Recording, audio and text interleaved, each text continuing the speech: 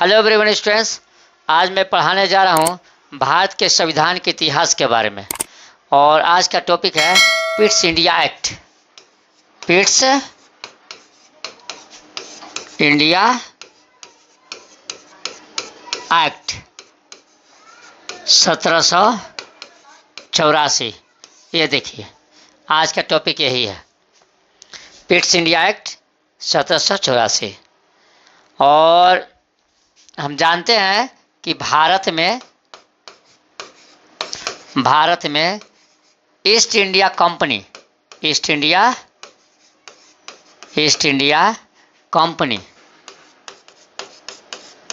31 दिसंबर 1600 ईस्वी में पैर रखा और धीरे धीरे करके अपने क्षेत्रों को इतना विस्तार कर लिया भारत में कि इसका ध्यान चल गया ब्रिटिश संसद का। ईस्ट इंडिया कंपनी क्या करता था, उसका अपना सेना हुआ करता था और एक राजा से मिलके भारत में दूसरे राजा को हरा कर उसको भी हरा देता था, उसके क्षेत्र को हड़प लेता था। इस तरह कूटनीति अपनाता था। ऐसे करते करते भारत के बहुत बड़े क्षेत्रों पर ही अधिकार कर लिया था। जब ब्रिटिश संसद ने देखा कि कंपनी का अधिकार क्षेत्र बढ़ता जा रहा है, तब उसने पिट्स इंडिया एक्ट लाया 1784 में। और उस समय प्रधानमंत्री थे विलियम पिट। इंग्लैंड का प्रधानमंत्री कौन थे? विलियम पिट। देखिए यहाँ पर विलियम पिट नाम था। उन्होंने ही जो है ना 1784 में इस कानून को लाया। इस कानून के तहत उसने घोषणा किया कि भारत में जो ईस्ट इंडिया कंपनी का जो अधिकार है वो अब अपना निजी मामला नहीं रहेगा, उस पर ब्रिटिश संसद का क्या रहेगा, अधिकार रहेगा। और अगर देखा जाए तो पिट्स इंडिया एक्ट जो है भारत में इंग्लैंड के कदम रखने का पहला कदम था। समझिए, भारत पर अधिकार करने का एकदम शुरुआत या स्टार्टिंग था। ये क्या, ये वैधानिक दस्तावेज था। क्या था? वैधानिक दस्तावेज था। यहाँ देखिए, क्या था? वैधानिक दस्तावेज था। पहला अगर पूछा जाए कि ईस्ट इंडिया कंपनी के द्वारा जो भारत में जो कदम रखा इंग्लैंड ने, वहाँ के ब्रिटिश संसद ने, वहाँ की सरकार ने, तो किस एक्ट के तहत रखा? तो पिट्स इंडिया एक्ट के तहत पहला ही कदम था। समझ गए? अब इंग्लैंड ने क्या किया कि उसने वहाँ के जो प्रशासनिक और व्यापारिक जो क्रियाकलाप थे दोनों को अलग कर दिया। यानी भारत में ईस्ट इंडिया कंपनी के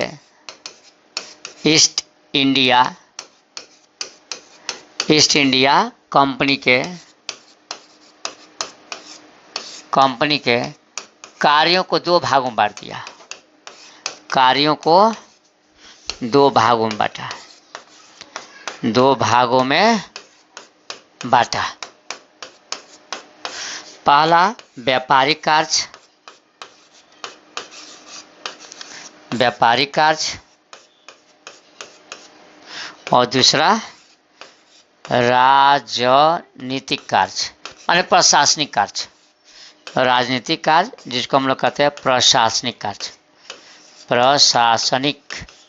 कार्य। ये देखिए, दो भागों में बांट दिया, व्यापारिक कार्य और प्रशासनिक कार्य। और ईस्ट इंडिया कंपनी के जो व्यापारिक जो कार्य थे उसके निदेशक बोर्ड को दे दिया गया। कौन बोर्ड? ये जो दिया गया निदेशक बोर्ड को दे दिया गया। निदेशक बोर्ड के जिम्मे ठहरा दिया गया। अब उसके बाद ये जो निदेशक बोर्ड था, निदेशक बोर्ड को व्यापारिक कार्य दे दिया गया। और जो राजनीतिक या प्रशासनिक जो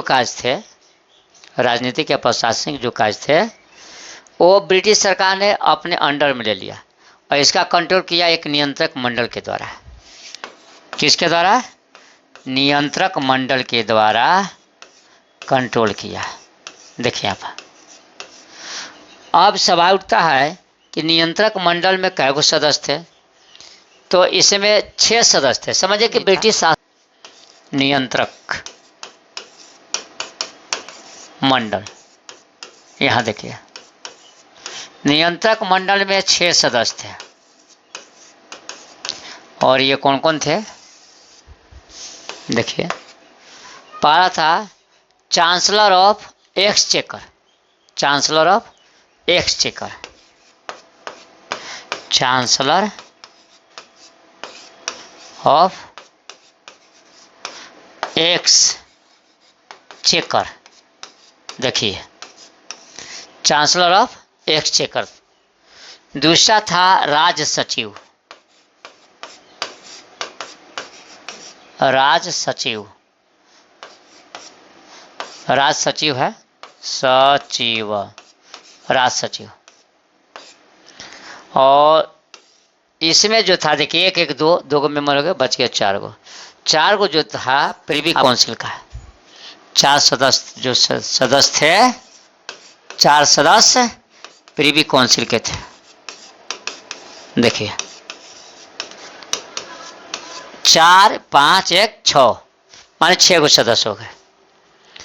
और इसी के द्वारा जो है ब्रिटिश क्राउन ने भारत पर पैर जमाया, आप पूरे एरिया को क्या कर लिया, कंट्रोल में ले लिया। और व्यापारिक जो अधिकार था वो ईस्ट इंडिया कंपनी को दे दिया, लेकिन राजनीतिक क्षेत्र में वो पैर रख दिया। समझ गए। उसके बाद हम क्या देखते हैं, जितना जो सैन्य संबंधी जो कार्य था, सैन्य संबंधी कार्य और सैन्य संबंधी कार्य और सैन्य संबंधी कार्य, उसके बाद राजस्व संबंधी कार्य, राजस्व संबंधी कार्य। देखिए, ये सब कार्यों को नियंत्रक मंडल को सौंप दिया गया। इसी के द्वारा जो है, या संधि संबंधी भी इसमें आएंगे। इसी के द्वारा वो ब्रिटिश सरकार बाद में शासन करने लगा। उसके बाद हम क्या देखते हैं कि जो गवर्नर जनरल था, गवर्नर जनरल, उसके परिषद में 4 सदस्य थे।